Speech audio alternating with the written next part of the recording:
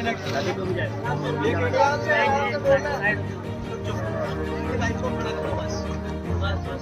बैठे रहने। मुझे इंसाफ चाहिए। लो स्पीकर। मुझे इंसाफ चाहिए। गोरे और हैप्पी को यहाँ ले आओ, मेरे सामने ही गोली लगाओ। मुझे इंसाफ चाहिए। चलो भाई। देखिए, ऐसा है कि रात में भी मैं आया था और आपसे मिला था, बहन जी से, माता जी से भी मुलाकात हुई थी, बातचीत हुई थी। तब से हम लोग लगे हुए हैं और ये जो घटना है, इससे ज़्यादा दुखद घटना तो होती नहीं है किसी के परिवार में, किसी के जीवन में। लेकिन आप यकीन माने कि पुलिस के लिए भी ये सबसे बड़ा जुर्म होता है, तो हम भी उसको उसी तरह से, उसी चुनौती के रूप में स्वीकार किए हुए हैं। तब से सभी लोग सोए नहीं हैं, लगे हुए हैं।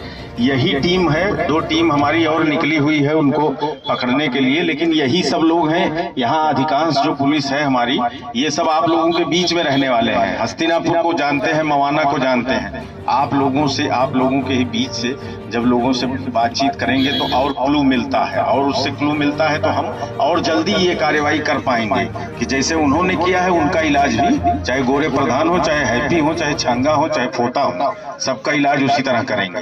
तो आप बिल्कुल इस बारे में थोड़ा सा विश्वास रखिए। समय लग जाता है जब आदमी ये सब प्लान बना के करता है, तो थोड़ा टाइम लग जाता है ना।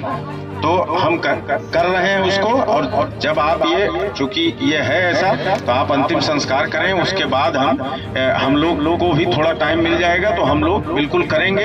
जैसे आप कह रहे हैं कि बहुत जल्दी करिए, 12 घंटे में हो सकता है कि हम हाँ ठीक, हम बता रहे हैं, तो सुन लीजिए, मैं रुका कहाँ हूँ, सुन लीजिए, फिर आप बोल लीजिएगा। जब ऐसे है कि आप जैसे कह रहे हैं 12 घंटे, हो सकता है हम 6 ही घंटे में पकड़ लें। जो ये समय बीतता जा रहा है, जब हम कहीं और बैठेंगे, जैसे आप लोग इतना जानते हैं कि टेक्निकल जो एविडेंस निकाला जाता है, उसमें लोगों का सीडीआर आता है, मोबाइल कहाँ बात किया, तो ये आधा तो आ गया, आधा भी आ रहा है। लेकिन आने के बाद ऐसा थोड़ी ना है, उसको बैठ के देखेंगे ना, हम देखेंगे तभी तो चीजें हो पाएंगी। तो जब आप इससे फुर्सत देंगे तो यही टीम तो काम करेगी। और जो टीम लगी हुई है, 2 तो लगी है, वो ठीक है, काम कर रही है।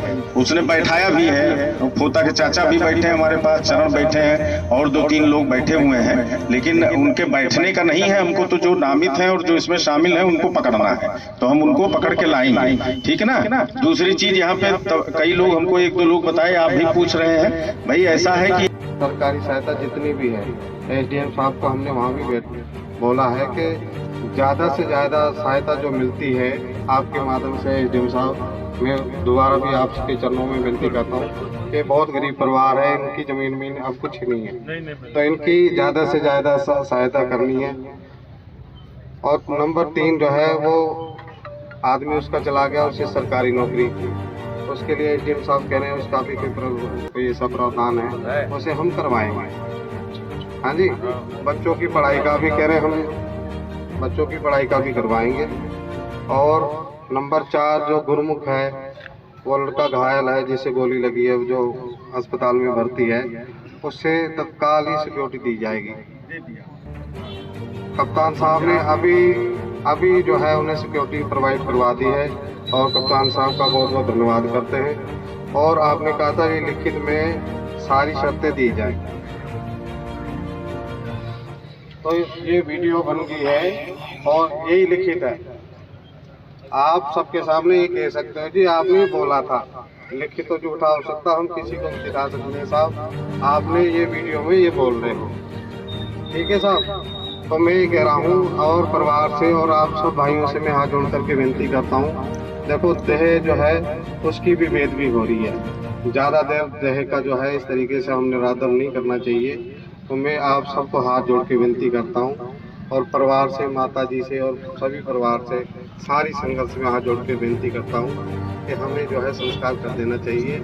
एसपी साहब ने आपकी सारी शर्तें मांगी, आगे आप जैसा कहें वैसा करें, ठीक है माता जी, ठीक है।